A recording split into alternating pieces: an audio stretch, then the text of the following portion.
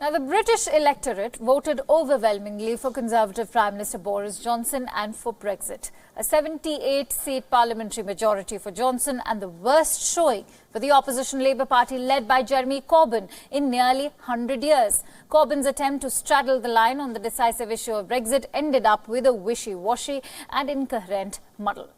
Some of his leftist economic policies polled well, but Corbyn himself wasn't viewed as a credible leader, even on issues like healthcare, where his policy approach resonated with a lot of the public. Even after the crushing defeat, Corbyn has defended his party's policies and says that he feels sad for the country.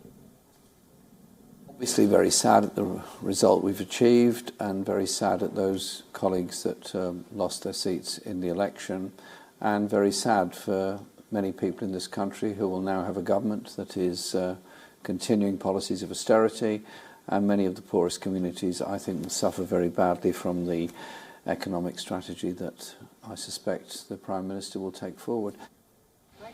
A few things seem quite clear from this result. For one, this is a clear rejection of Jeremy Corbyn's leadership and could very well be the end of the road for him. Remember, he had been accused of anti-Semitism throughout the campaign, but did not apologise for it despite having the chance to do so.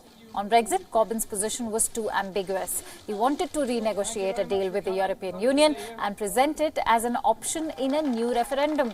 Corbyn may have misjudged the average British voter who wanted to put the mess of Brexit behind them. In an interview, Corbyn left the decision of electing a new Labour leader to the ruling body of the party, adding that a new leader would be selected in the early part of next year. Elected to lead the party, and I think the responsible thing to do is not to walk away from the whole thing, and I won't do that. I will stay here until there has been somebody elected to succeed me, and then I will step down at that point. Corbyn is in some ways yesterday's problem. He has already vowed to resign before the next UK election, his political ambitions in shambles. But the question of how Labour can recover and what this tells us about the global fight against parties like the Conservatives that embrace right-wing populism, which is still very much unsettled.